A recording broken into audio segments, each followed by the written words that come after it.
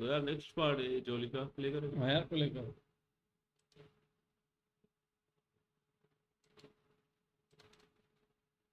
सनसनीखेज हमले के बाद पुलिस डिपार्टमेंट में आपसी खींचतान और बढ़ गई है।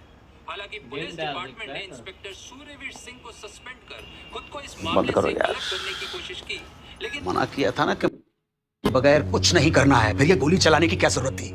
सिंह साहब, ये कोर्ट केस है, यहाँ एनकाउंटर वकील कोर्ट में करते हैं, सड़कों पे नहीं। तो कीजिए ना, उसी का वेट कर रहा हूं मैं। उसकी वजह से प्रमोशन हो गया, सस्पेंड कर दिया डिपार्टमेंट ने, सारा पूरा करियर बर्बाद हो गया।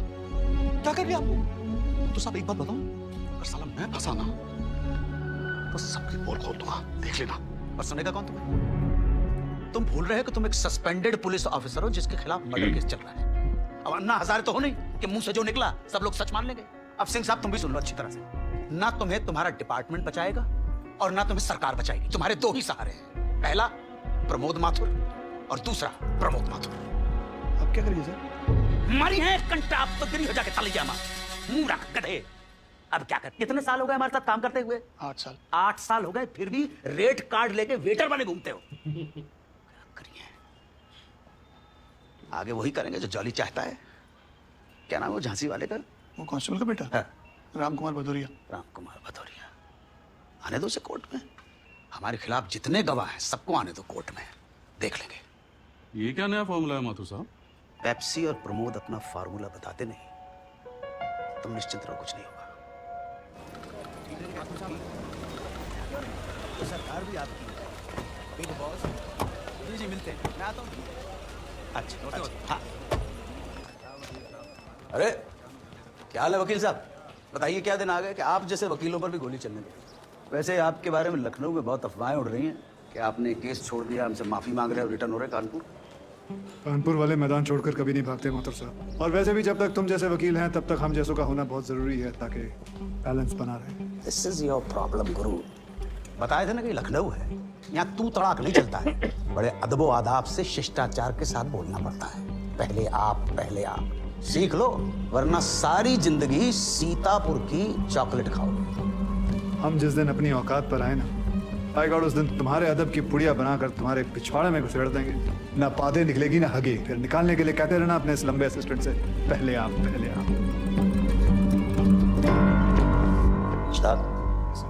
लाइन अच्छी है, लिख लो, काम आई।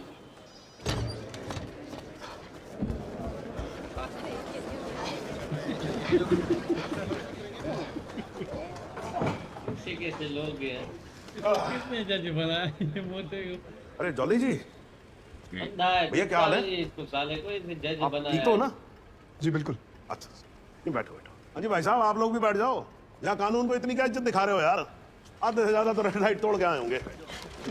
माथुर साहब, भाई आपका ये शहर लखनऊ तो बड़ा डेंजरस है यार। हाँ जी, मतलब यहाँ पर ऐसे दिन दहाड़े खुलेआम गोली मार देते हैं लोगों को। श्रीमान यहाँ तो जज को नहीं छोड़ते हैं।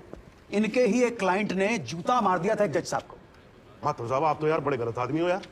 हाँ जी, नहीं मतलब आपको ये बात मुझे पहले बतानी चाहिए थी ना, मैं प्रॉपर सिक्योरिटी करके रखता। अरे ओम प्रकाश जी, नायब साहब सुनो, यहाँ बाहर नोटिस लगवाओ कि सुसरा कल से कोर्ट में कोई भी जूता पहन के नहीं आएगा। समझ में आई बात? नहीं मतलब हो सकता है किसी का दिमाग खराब हो, जूते में बम रख के ले आए, बीवी से लड़के आ रहा हो, देखे जज के सर पे मार दे। हैं जी जनाब, हम अपने गवाह के। एक मिनट जल्दी साहब, बस बेटा बना हुआ है अंडा। 3 4 और ये 5। हाँ जी, क्या है ना, केस थोड़ा गर्म हो गया है, तो भैया ये सेल्फ डिफेंस के लिए है, प्लीज डोंट माइंड। हाँ जी जॉली जी, शुरू करो। जी सर, हम इस केस में मारे गए कांस्टेबल बलदेव सिंह भदौरिया के बेटे राम कुमार भदौरिया की गवाही दर्ज करना चाहते हैं। एडवांस नोटिस आपको दे दिया सर। हाँ जी, आप अपने पिता के मौत के बारे में जज साहब को बताइए। साहब, हमारा परिवार तो झांसी में रहता है। हम उन दिनों लखनऊ में थे पिताजी के पास। रात की उनकी ड्यूटी थी। सुबह 7 साढ़े 7 बजे हमें फोन आओ अस्पताल से कि भैया तुम जल्दी से आ जाओ, तुम्हारे पिताजी को तनक चोट लग गई है। हम गए, जब वहाँ गए तो वहाँ जाके हमें पता चलो कि उनको तो गोली लगी है। हम तो बहुत घबरा गए साहब, और माहौल भी बहुत टेंशन वाला था वहाँ। सब लोग इधर उधर घूम रहे थे टेंशन में, आपस में खुसर खुसर बातें कर रहे थे, लेकिन हमें कोई कुछ बता ना रहा तो हमें भी रहा ना गो। हम बाहर आए तो अपने एएसआई साहब है ना सिराज आलम साहब, वो मिल गए। तो हम उन्हीं से पूछ लिए कि भैया आप ही साफ साफ हमें बता दो कि कहाँ हो। सिंह साहब की गोली गलती से इनके पैर में लगी, खून थोड़ा ज्यादा बह गया, ठीक हो जाएगा। जनाब, आप नोट करेंगे कि पुलिस जांच में दावा किया गया है कि कांस्टेबल भदौरिया को इकबाल ने गोली मारी, लेकिन एएसआई सिराज आलम ने खुद राम कुमार को बताया कि गोली हमारे इंस्पेक्टर सिंह साहब ने मारी। शुक्रिया जनाब। मात्र साहब, your witness please.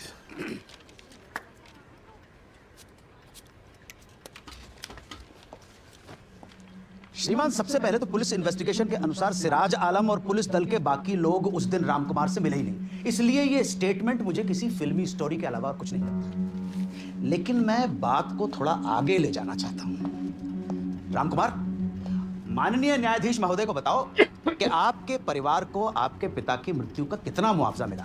I object your honour. हुजूर वाला अभी तो पहला सवाल पूछा है, अभी से ऑब्जेक्शन? 20 साल की प्रैक्टिस है वकील साहब, आपकी तरह घुमा के कान नहीं पकड़ूंगा, सीधे पकड़ूंगा, कस के पकड़ूंगा। हाँ रामकुमार, कितना मुआवजा मिला? जी 5 लाख मिलो है साहब। 5 लाख मिले, उसके अलावा क्या मिला? जी यूपी रोडवेज में कंडक्टर की नौकरी। खुल के बताओ ना यार कि ये सरकारी नौकरी तुम्हें पुलिस डिपार्टमेंट की सिफारिश से मिली क्योंकि तुम्हारे पिताजी ड्यूटी पर वीर गति को प्राप्त हुए थे, सही? हो सब सही है ना? और आज तुम उसी पुलिस डिपार्टमेंट पर इल्जाम लगा रहे हो कि वही पुलिस डिपार्टमेंट तुम्हारे बाप का हत्यारा है, हाँ?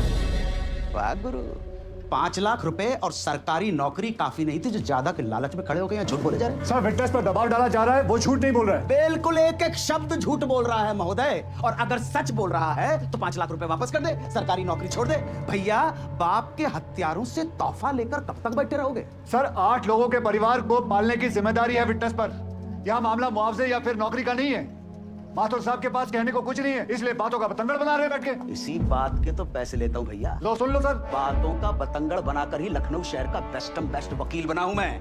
लगन के साथ, मेहनत के साथ, तुम्हारी तरह खानदानी मुंशीगिरी नहीं की है। सर, व्यक्तिगत मामले पर उल्टा सीधा कुछ नहीं सुनूंगा, मैं बता रहा हूँ। माथुर साहब, no personal comments please. Mathur, क्या उल्टा सीधा? जो कुछ हम बोल रहे हैं सही बोल रहे हैं। बाप तुम्हारे मुंशी नहीं थे क्या? मेरी बात सुनो। क्या इंडिया के? सर, इनसे कह दीजिए चुप हो जाए, वरना माथुर साहब, अरे वरना क्या फटा सा जूता पहनकर, तुझी सी टेरिकॉट की शर्ट पहनकर साला हमसे जवाब लड़ा रहा। सर रोकिए इन्हें, बस हो गया, बस। कोशिश तो कर रहा हूं ना मैं। माथुर साहब, जरा प्यार से। अरे महोदय, प्यार गया तेल लेने, हम जानना चाहते तुम क्या करोगे? हैं? सर, इन्हें रोकिए, खामोखाम कुछ हो जाएगा सर। माथुर साहब, जॉली जी, अरे क्या हो जाए? ये मत करो यार, ये मैं पहले भी देख चुका हूं भाई।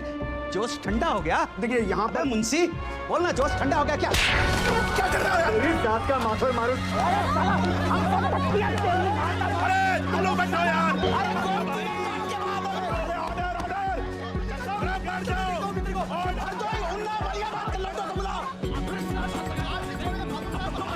बोल रहा हूँ ना, मेरे को बोलने दे। मैं भी मुझे भी तो बात करने दे वहाँ पर। अरे भाई, ये खड़ा सीधा हो गया।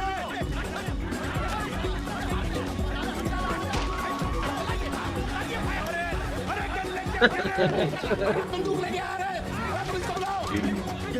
राइफल लेके मेरे को यहाँ पर ये बंदे रहा है। चलाते। अरे ओ, ऑर्डर।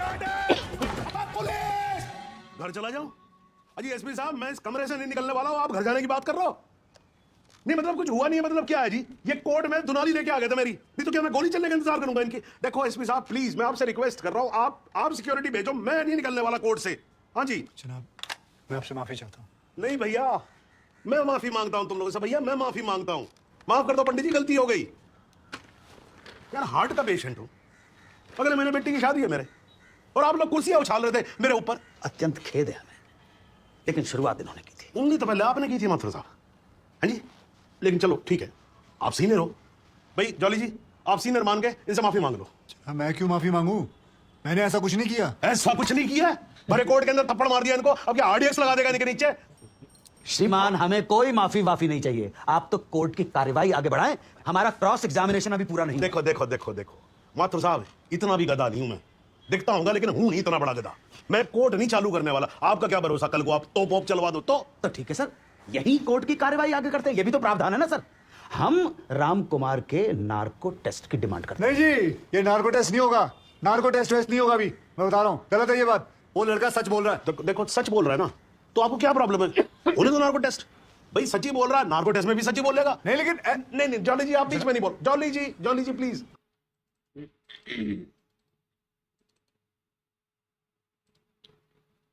टेस्ट सर यार, ये जज अभी इसको भी ना सही फैसला अभी नहीं कर रहा है, ये भी डरता है।